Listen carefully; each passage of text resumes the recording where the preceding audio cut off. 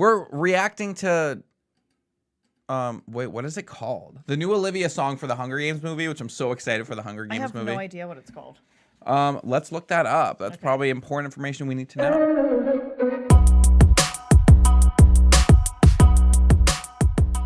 What show would this be under? Parallel Thought? This is just us reacting? Yeah. Yeah. Yeah, that makes sense. Well, welcome back to Parallel Thought, everyone. We have like a few shows going on. Like I have my Jay in the Life where I just do random reactions myself, just me freaking out over pop girlies and K-pop. Then we have Buddha and the Beast, the podcast where we just talk about whatever. Yep. Usually pop culture-y things. It's pretty much whatever's going on in the zeitgeist. Like last week we did the Britney Spears memoir, which is really great. And then we have this show, Parallel Thought, where we do reactions to TVs. We just like look at different TVs. Like that one's all good. of them, yeah. TV shows, movies, and music.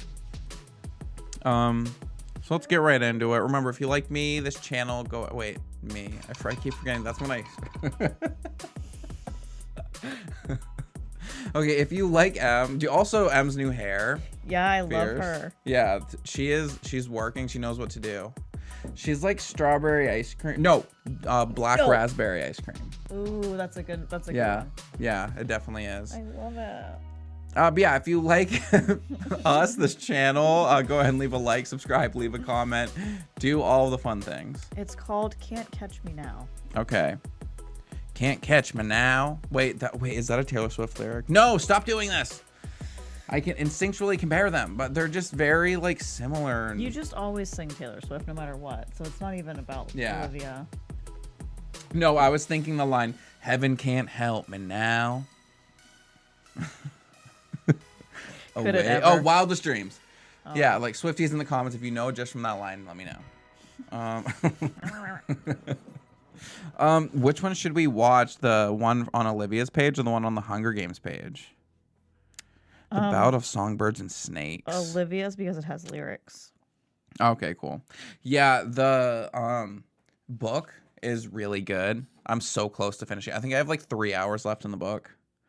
And it's so weird to describe books nowadays as like amount of time. I know. Instead of pages. I am reading a book right now too that it was not my first choice. I'm reading it from like a recommendation from somebody. Yeah. And I'm just like so far into it now that I want to know how it ends. But I would not. but you don't love it? No. We don't love? No, I don't. What's it called? It's called Where the Crawdads Sing. Ooh, okay. Yeah, so I watched that movie. I didn't know it was a movie. Yeah, and Taylor Swift loved that book. Really? And so I didn't read the book, but she loved the book, so she wrote a song for the movie. Really? Yeah, and the song's really good. Yeah, no, it's not. I don't like it. It's like in the southern, right? Yeah. And like it's about like a trial. No. Well, kind of, I guess. It's turning into that. Okay. So are you like how far into it? Because that's pretty much like a lot of the movie. Yeah, because I remember, the movie was kind of slow. It's slow. It's a very drama film. I have 5.5 hours left. Like the chapters. I'm on, where's the chapters? Or those 3 bars. Oh. 28 out of 57. Okay, so you're like halfway through. So then so I feel like now it's going to focus on the trial. Which is kind of what it's going to, like, what it's looking like. Yeah. And I have theories. It's interesting. Oh God, the ending of that's so good though. Is it? Yeah. Okay.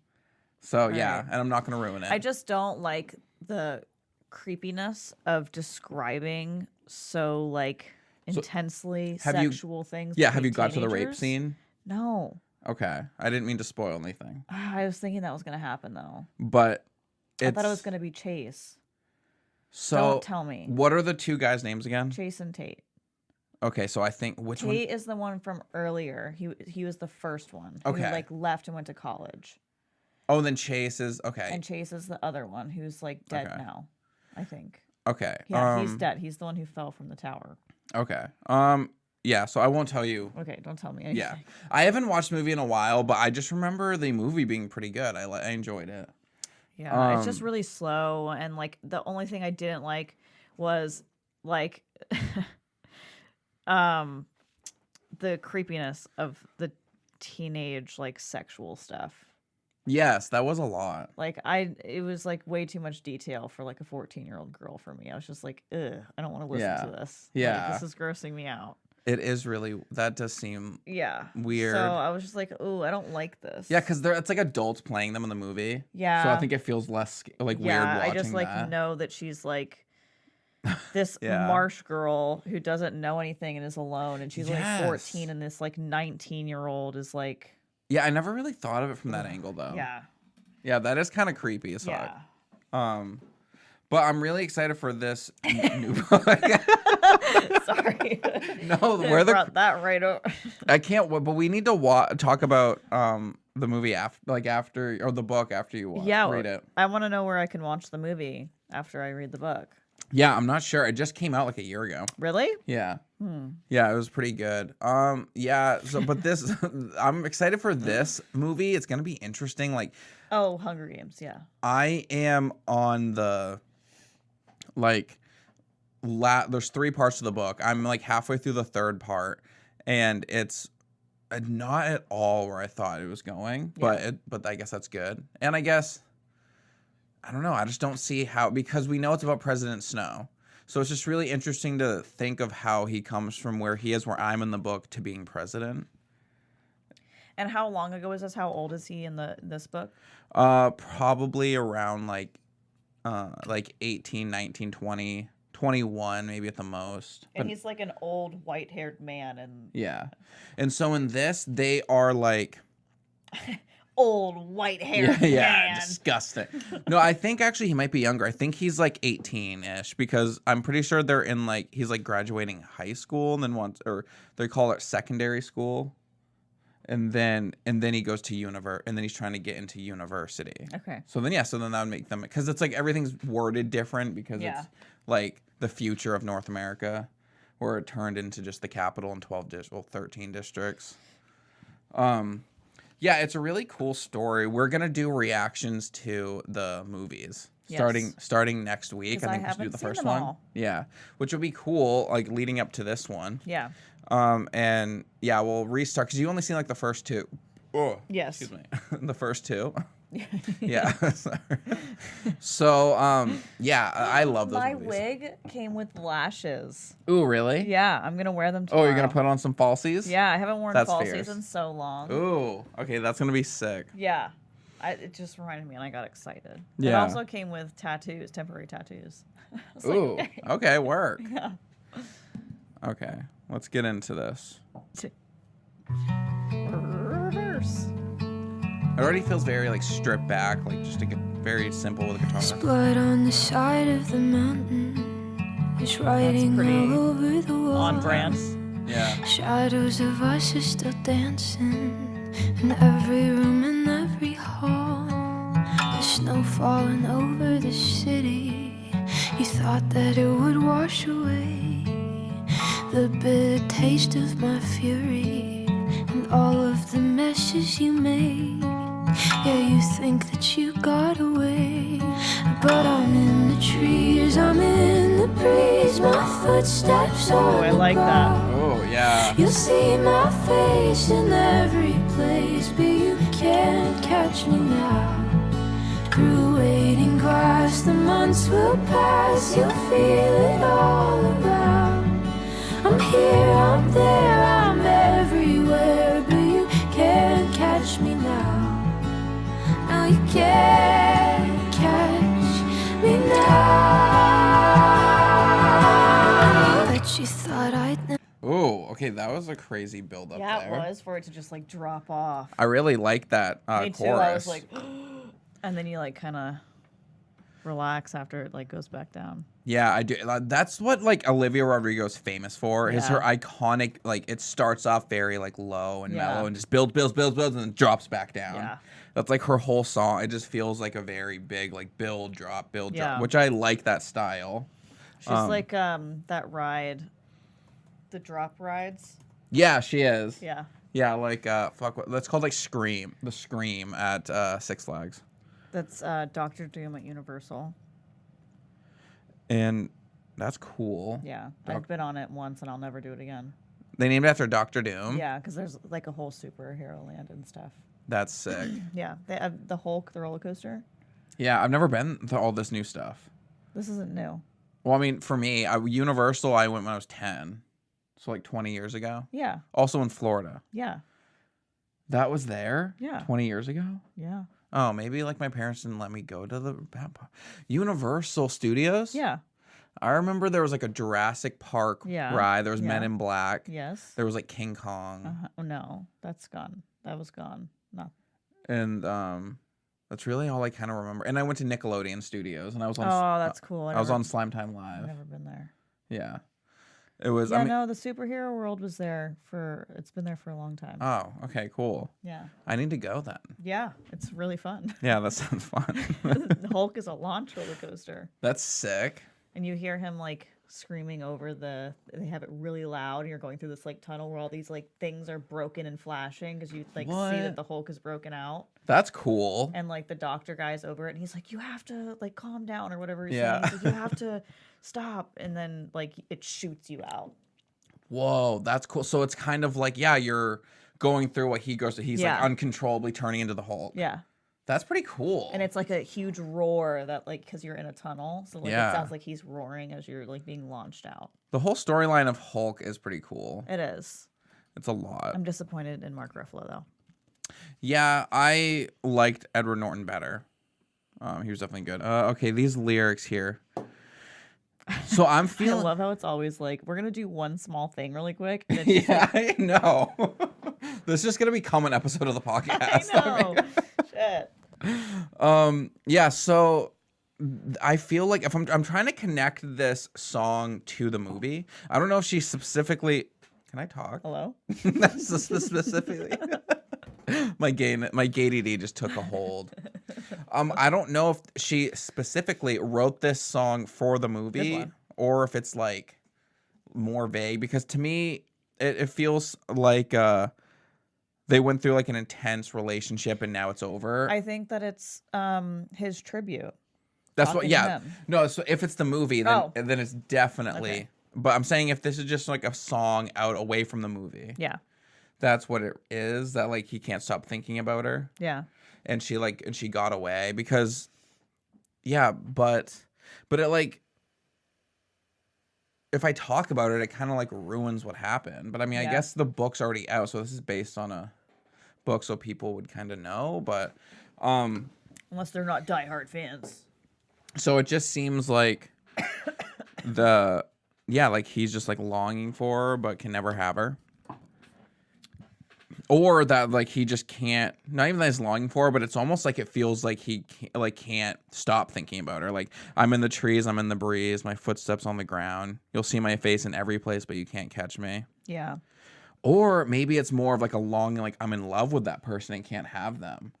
Because that's also a lot of the building up before the games. When he's just getting to know her, he's like falling for her, but doesn't want to be because he thinks of district people, or like rat people. Yeah.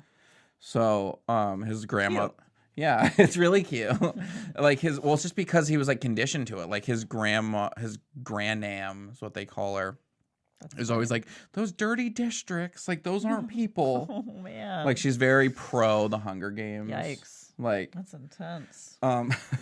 But it's a really interesting take because it talks about how the rebels really fucked up the Capitol. Yeah. And so he's like starving and at like it's in the beginning of the book, like his family, he's trying to act rich and like he used to be before the war, but he's like can barely afford food.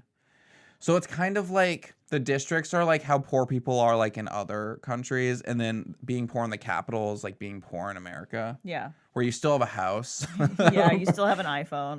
Yeah, but you're like, I'm so poor. Yeah. It gets really weird. Like like everyone still has iPhones and shit. But we're like, I can't afford to eat today. Yeah, that's true. That's how being poor in America is. It's so weird. Yeah. But and so that's kind of like what the metaphor for these books feel like anyway. The capital is America and the districts are the rest of the world. Yeah. But yeah, so far though, I really like these melodies. The production's really cool and the lyrics are good. All right, let's continue. Really long reaction. Do it. No. I honestly forgot that we like still haven't finished the song. I know. We just heard one verse and chorus. Yeah. Okay. But you thought I'd never do it. Thought it'd go over my head. Oh, okay, this is getting Bet interesting. you figured I'd pass with the winter, be something easy to forget. Oh, you think I'm gone 'cause I left, but I'm in the trees, I'm in the breeze, my footsteps on the ground. You'll see my face. Yeah, so it every feels like place. angry now. Yeah. That verse felt really more angry. I love the like melody of that. It gives me Yeah. chills when she sings that. It's really good. And I love that lyric, you think I'm gone because I left. Yeah. That's crazy. Can't catch me now. Through waiting grass, the months will pass. Oh, it's a different You'll chorus. feel it all around. I'm here, I'm there, I'm everywhere, but you can't catch me now. No, you can't catch. Oh, the vocal layering so good.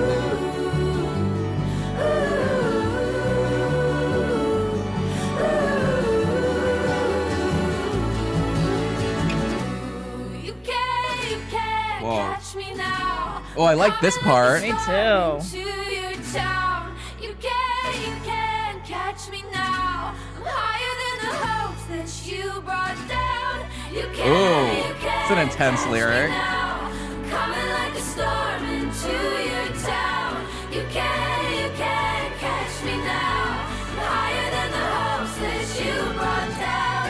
You can't The catch build. me now. Yeah. So good. Like a storm into your town. You can't catch me now. You can't. Whoa, I really like that, like It's also like it feels such anxiety building. yeah, but it feels like she was like stuck and now she's like free and like instead of being beneath this person, she's above them. Yeah. Yeah, that's what it feels like. And it's also, so I'm kind of thinking now that it's not really about the tribute singing to him. It's more about the tribute singing to like the Capitol. That would make sense too. Like, because so far of what I'm like, so I'm pretty far into the book, like almost done. I don't understand why she would be feeling this way towards him. But I don't know. It might change at the end. Editor J here. I was completely wrong. Okay. I just finished the end of the book and this is spoiler alert for the end of the book. I completely understand that this angry song is Lucy Gray talking to Choreo. Okay. He ditched her at the end of that movie. It was wild behavior. He fucked over his friend Sejanus and like fucking turned him in for wanting to like leave and go have his own life like with the rebels, but not even wanting to fight against the Capitol, but just to leave. He turned him in and watched him get hung.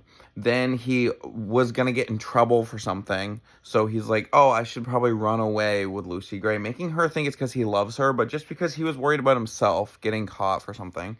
He finds out that he's not gonna get caught, so he ends up being like, hey, I don't need to run away with her. Instead of just ditching her, he tries to kill her and shoots at her. So I think the lyric when she's like, blood on the side of the mountain is probably her blood because he's a piece of shit. I don't know why I'm surprised by this. I hate President Snow in the Hunger Games movies. I liked Choreo throughout the book, and now in the epilogue after the book ends too, they always refer to him as Coriolanus. Then they refer to him as Snow. And yeah, he became Snow. He became a piece of shit. And I like, she says too about like, you thought you'd get away with all the messes that you made, because he did make a lot of messes and he did get away with it. But it caught up to him. Katniss caught up to him. Okay. Also in the book, it's great when she goes away, when she like finds out that he's like gonna fuck her over. She's like, I'm gonna go get some Katniss. I was like, work. But yeah, the song is completely Lucy Gray telling Choreo to fuck off. But So it more feels like of the whole situation of like being forced into it. Yeah. And because she wasn't even from the districts, she was just a traveling person. Oh my god. Yeah, like they're called like the Covey, I guess. That's fucked up. But yeah, so the structure of the song's interesting. Okay, so we go into verse 2. Verse 2 is like kind of short, but it's really intense, and you can feel the anger in her voice. Oh, okay. So the ooh part was the when she was like ooh was the post chorus, and then that whole intense that bridge. That was a really good bridge. It was. She's good at writing bridges. Okay, and then we're just at the. Let's just finish it out at the outro. There's blood on the side of the mountain. And then she It's turning a redoes new it. shade of red. Ooh. Yeah, sometimes the fire you found it don't burn the way you'd expect. Yeah, you thought that this was the end. Yeah, so that's how I kind of feel like it's about to like the Capitol. Yeah. And to like the Hunger Games in general, where she's saying like you thought I'd never do it, thought it'd go over my head. I bet you figured I'd pass with the winter, be something easy to forget. Oh, you think I'm gone because I left? Yeah, because she did leave like a big impression on the Capitol, which is cool. And it almost feels like Katniss could be like singing this as well to the Capitol. Yeah. But yeah, no, that was a really good song. What do you think of it? I like it. Yeah, that was good. I like how it like feels kind of creepy too. Like it's super like a siren song kind of sounding. Yeah, and that's how like this book feels. This book feels more, I guess like all of them feel very uneasy and creepy because like Panem is just a really fucked up world to live in general. Yeah. Yeah. That was interesting. This is a long video for one reaction. How long was that song? Like I don't even know. Like not even 3 minutes. Oops. Yeah, it was a little over 3 minutes. Silly goose. Oh yeah, I wanted to talk about I mean since I guess this is episode 12. Yeah. We were just doing parallel thought. Yeah. But I don't know. I guess we could go for a few more minutes and just do an Yeah. episode. Have you heard of the grocery cart theory? No. So it's really interesting to me, and I agree with this theory, and I think you would like land on where I am on it. But I want to know why it's called the grocery cart theory. an individual's capacity to self-govern depends on whether they are the type to return the shopping cart or leave it next to the car. Okay, I remembered what else we were going to talk about. The Enneagram. Oh yeah. Did you take the test? Yeah. Oh, okay, cool. Yeah, we can talk about that too. So yeah, the grocery cart though is like, so do you always return it? Always. So the theory basically talks about like what people do when there's no that's not like technically it's not illegal to leave the cart there. Yeah. So like they don't have to do it, but I guess it's whether you're like a good person or not, or because it's about, I guess for me it's about caring for the workers. Yeah, me too. That they like have to go out there. Yeah. Which fucking sucks. Yeah. I've also I've done cart pushing before. That wasn't just my job, but I've worked at like retail places, like at Petco and stuff. When I worked there, they'd make us go out and cart push sometimes. Yeah. And it fucking sucks. Yeah. When they're all spread out. I also always try to push it in all the way so that the carts are connected. Oh yeah, and it's kind of being like, eh. Yeah. Like I don't know. Like if I'm really going through it, like if my child is being terrible or something and I'm just like ready to get it over with, I'll like throw it in there and like get in my car, but I still always put it in a cart thing. Yeah, definitely. I could never just leave it there. I would feel so weird. No. And plus, it's just like in the way when people are trying to park and shit. Yeah, like just like an overall dick move. Yeah, it really is. It's annoying to the worker. It's annoying to the other people that have to like park there and like Yeah. maneuver around it. Like, why? Why are you being a dick like that? It's really not that hard. It's like an extra few seconds. For real. Because I can't think of a scenario where I wouldn't be able to do it. Me either. Unless the cart thing was super full, and then I would just, I guess, go to another cart thing. Yeah. Because there's usually a million. Right. Like, yeah. I don't The know. only time that I've done it is when there wasn't a cart thing and I had Mia as like a small baby. Oh, yeah. And I was like, all right, I'm sorry. I Yeah. gotta fucking wedge this thing. Yeah, I mean, if it's like a store that, like not she's a Yeah. big store that doesn't have one, Yeah. then you're like, you're shit out of luck. Yeah, But, and that was like 5 years ago. So. Yeah. Yeah, like, yeah, I just can't imagine it. So, I mean, because I wonder if there's, like, let us know in the comments is there people that, like, just leave it and say, fuck Yeah. you? Like, are you okay? I feel like Obviously there are not. type of people like that. There are They're parts everywhere. that are like that. Like, it's social. Like, they're like, oh, whatever. Like, to me, it's the same thing as just, like, throwing trash to a trash can in a public restroom and it just misses and you just leave it. Yeah. Like, that's so rude. It's icky. You're giving ick. But people do it. It's there all the time. It's really strange to me. Are we heroes? Yes, we are. Yeah, I think we are. Absolutely. Yeah, like, how could you not? Fucking losers.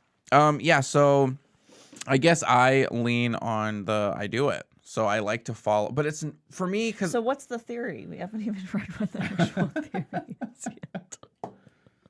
Okay.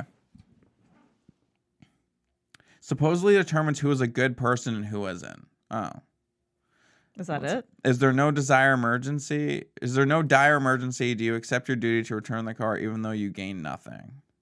You do gain something. You gain the satisfaction of not being a dick. Yeah, you do. You feel good inside. And what emergency could you have that you can't spare 10 seconds? Besides a small baby. Yeah. But like... Or like, I don't know, even if I shit myself, I'd probably yeah, you just do it. Like man, I'm already here, fuck. I mean... I guess there is no theory. I guess that's just all it is. Okay. Well, it says the shopping cart is the ultimate litmus test for whether a person is capable of self-governing. The post states to return the shopping cart is an easy, convenient task and one which we all recognize as the correct, appropriate thing to do. To return the shopping cart is objectively right. There are no situations other than dire emergencies in which a person is not able to return their cart. I just don't understand what dire emergency. Simultaneously, it is not illegal to abandon your shopping cart. Therefore, the shopping cart presents itself as the apex example of whether a person will do what is right without being forced to do it. Okay, so it's kind of like that. So it's just seeing if you're a good person or not. Yeah. So, but who's going to admit to not doing it? I feel like there's so many people that won't admit to it. No. Like the super douchey people would be like, yeah, I don't fucking put that shit back. Yeah, they chose to work there. Yeah, it's their job. They literally get paid for that. I hate, yeah, like That's like hate people those that people. leave trash at like fast food places and stuff. Yeah. Like on the table. Like you can see there's a trash can right there and a place for you to put your little fucking tray. Yeah. Just do it. And they won't because, yeah, they're like, well, this is what these people do. This is literally their job. And you're like, well, fuck you. Like, I don't know. I hate people that act like that. Too. It is really annoying. Icky. So, yeah, we took the Enneagram test, which is really interesting. And so what type are you? Let me pull up my screenshot because I don't remember. I think it's a 5. Oh, you're a 5? Okay, I'm a 3. I also don't know what any of this means. But I act like I took the test once, and now I'm just like, oh, my God, you're such a 5. Yeah. Yeah.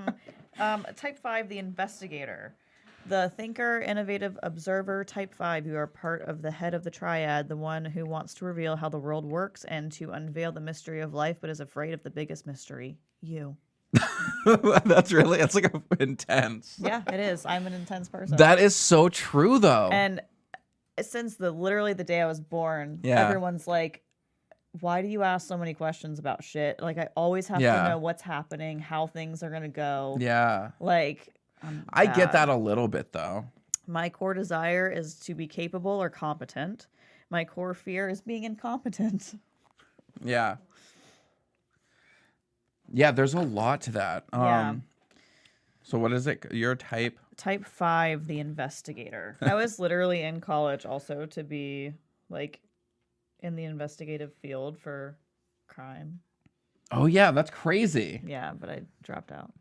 Yeah. Because I don't want to be a cop or an FBI agent. So. Well, so it says when you're stressed or at your worst, you're a 7. You lean towards 7 habits, and then when you're at your best, you lean towards 8.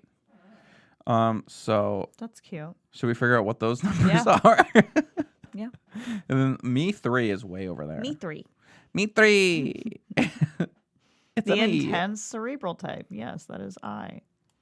Yeah, your basic fear is being useless, helpless, or incapable. Yeah. I want to be able to do everything all the time. Oh, so you can click each type and see. Let's see your compatibility with a 3 with me. Let's see. The achiever and the investigator. This is a frequently seen combination, although one that might not be expected. Enneagram 5s often give 3s depth, new areas of expertise, and credibility while sparking creativity. 3s give 5s confidence, presentation skills, and awareness of the importance of communicating effectively with others. Yeah, that's pretty interesting. It is. Both 3 and 5s are primarily focused on their work, which we work together. Both types are preoccupied with competency and effectiveness, especially in their professional areas, and this is where they support each other in an outstanding way. What the fuck? That's hilarious. That's wild. Although both have deep feelings, both tend not to focus on them for the sake of getting on with their work. That really is us. I'm scared. How are we being read? What the fuck? This is wild. They tend to understand each other's needs to balance closeness with their need for personal space. Oh. They do not crowd each other. That is fucking crazy. God. Yeah, this is so weird. Oh my God. 3s contribute social skills, the ability to communicate and sell ideas and projects, charm, energy, and strong sense of practicality to the relationship. I'm gonna leave. I don't. What's happening? This is making me uncomfortable how accurate I know, this is so weird. They can often see what is needed in the relationship or in the world and help to marshal the 5 skills towards the goal. 5s bring depth of understanding, expertise in one or more areas, perseverance with details until the goal is accomplished, an objective dispassion, and lack of attachment to outcomes. That really is interesting, too. That is so weird. Like, that is very true. Like, we need to start doing more. Like, well respected. Yeah, we need to start doing more businessy shit because they said that they are a brilliant couple, sharp, successful, deeply competent, well respected. Hell yeah. If they are attractive, 3s can be a trophy for 5s. Okay, now we're getting into like an emotional relationship, but like that's cool. All right. All right. So that's crazy. I know. That was really That's intense. Yeah, so at your worst, you're a 7, which is the enthusiast. The busy, fun-loving type, spontaneous, versatile, distractible, and scattered. That's you when you're stressed. 7s are extroverted, optimistic, versatile, and spontaneous, playful, high-spirited, and practical. It can also misapply their many talents, becoming overextended, scattered, and undisciplined. So that's you when you're like super stressed. Could that be true? Yeah. I don't know. Okay. And then at my best, I'm an 8. Yeah. When you're on growth. You're the challenger, the powerful, dominating type, self-confident, decisive, willful, and confrontational. Wow. Which is like what I'm completely working towards, all of those things. Yeah. That's crazy. 8s are self-confident, strong, assertive, protective, resourceful, straight, talking, and decisive, but can also... Why did you pause at straight? It's so funny. I'm like, straight, I think this is wrong. No, I paused for the dash. My brain, when I read, does weird things. Okay. I'm like, straight, talking, and... but can also be egocentric and domineering. Okay, that's interesting. So I am a 3, which is called the achiever. I am the success-oriented, pragmatic type, adaptive, excelling, driven, and image-conscious. Humble brag. Okay. Yeah, humble brag. But, I mean, that is true, but there also are downfalls, too. Like, 3s are self-assured, attractive. What? Downfall. How do you know that you're like? They're like, we just if you're a 3, you're attractive. If you're a 3, you're fucking hot. Yeah. Like, okay. But like, and charming, ambitious, competent, and energetic. They can also be status conscious and highly driven for advancement. Yeah. So sometimes, like, I used to be bad about this. I've gotten a lot better, but I used to always have to be like, I need to be wearing like. I remember at one job, I had a different pair of shoes for every day of the week. Oh my God. Because I didn't want people to think I was like copying, like or looking like the same. Like, oh, you wore that yesterday. Like, I used to think like that. I'm the complete opposite. I'm like, these are my safe clothes. I know I'm way different now. If I could wear the same pair of pants every day, I would be so happy. I know, that would be nice. It's a lot easier. Oh my God. My basic fear is being worthless. My basic desire is to feel valuable and worthwhile. So yeah, I mean, I guess that makes sense because like I feel like I do crave validation for some reason. Like it has. Is that like a normal human thing? I guess, but I don't like to like admit it really because it seems lame. But I mean, or I don't even consciously think it, but I just from my actions, I'm like, I must. Yeah. like I'm always trying to like make jokes and and then I'm always like, I have a YouTube channel. I mean, that's just like desperate for attention. I get that. Like, you're like desperate for attention. I'm like, no, I get that. Yeah, like for real. Yeah, for real. We gotta add in the like RuPaul noise. And then when I'm stressed, I'm a 9, and when I'm on growth, I'm a 6. Okay, so at my worst, 6'9". I'm a 9. I'm the peacemaker when I'm the worst. Okay, easygoing, self-effacing type, receptive, reassuring, agreeable, and complacent. This is when I'm at my work. Okay. 9s are accepting, trusting, and stable. They are usually creative, optimistic, and supportive, but can also be too willing to go along with others and keep the peace. Oh, okay, so I'm a people pleaser at my worst. And that does make sense. Yeah, that does make sense. That's what I'm trying to work against, to just like go along with it. It makes so much sense. They want everything to go smoothly without conflict, but that's me like too much. Yeah. Like that's me too. They can also tend to be complacent, simplifying problems and minimizing anything upsetting. That is me. I'm like, yeah, whatever, it's fine. Yeah, no, that's definitely you. Yeah, like that is definitely at my worst. And then, what did I say, a 6 when I'm on growth? Yeah. Oops. Hello? And then a 6 on my best is the loyalist. The committed, security-oriented, engaging, responsible, anxious, and suspicious.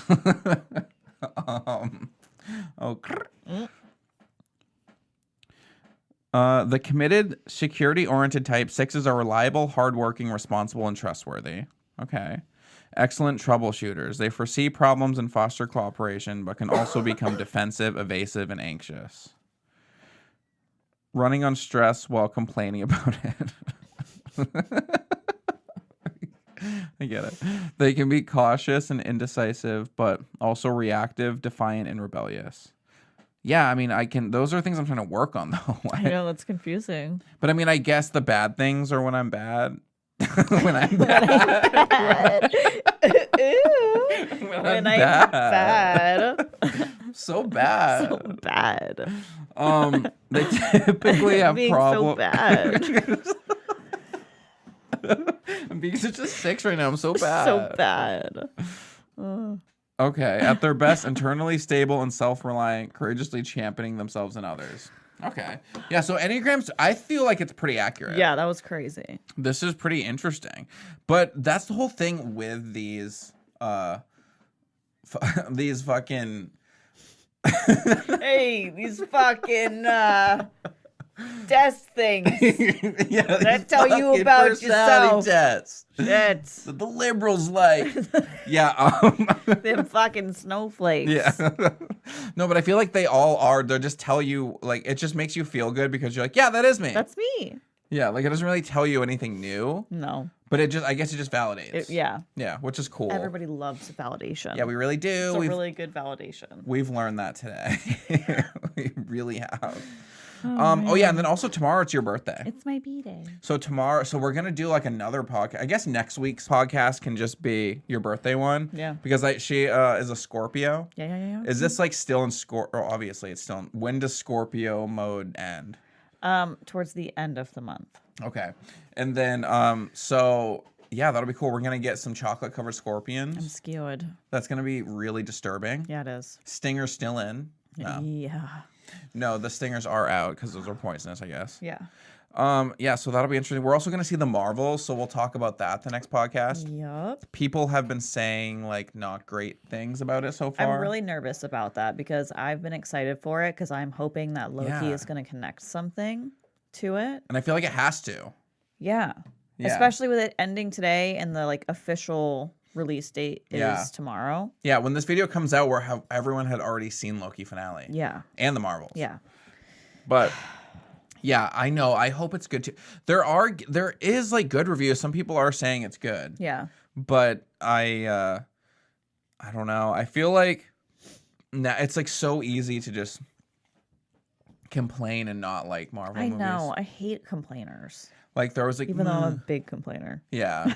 It's like mostly what our podcast is. But yeah like I don't know, it's just annoying. We'll see though. And then we come out hating it. I know. I really don't want that to happen. I don't want that to happen either. And I feel like I can't. I feel like I could I can't. Yeah, like I just feel like there's no way that I'm going to hate this movie.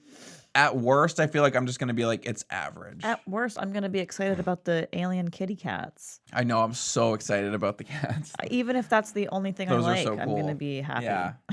Yeah. So I'm really pumped to see the new Marvel movie. That's going to be really cool. But yeah, that wraps this up. We have to do a Loki reaction. We're so excited for that. Loki.